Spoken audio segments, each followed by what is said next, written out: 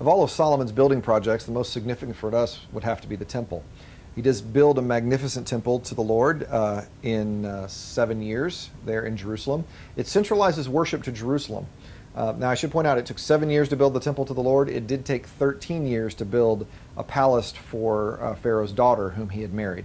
So maybe they worked half as fast on Pharaoh's daughter's temple, or maybe Pharaoh's daughter's house was twice as good as the temple's, as God's house. I don't know. We'll have to see his priorities in that regard. But one of the things the temple does is it centralized worship in Israel. The only legitimate sanctioned place for the worship of Yahweh now is officially Jerusalem. Now, up until this time, high places were apparently permissible, and there were high places all around. These high places had continued to function in the time the Canaanites were in the land. There were high places at Dan and high places at Gibeon and high places in En-Gedi and other places.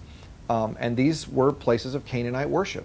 Once Israel took them over, they became places of Yahweh worship, but they were also sites of syncretism. It's obviously very easy to blend that religion together when you're worshiping in those places. So apparently, once the temple is built, now these high places are considered illicit.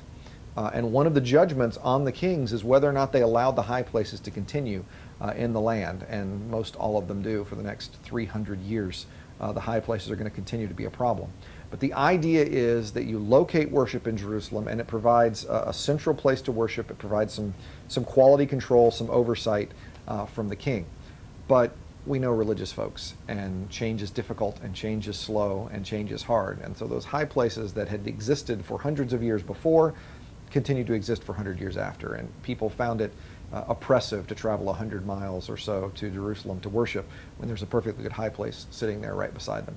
So this is going to be a continued problem for the kings as we go down through the history of Israel.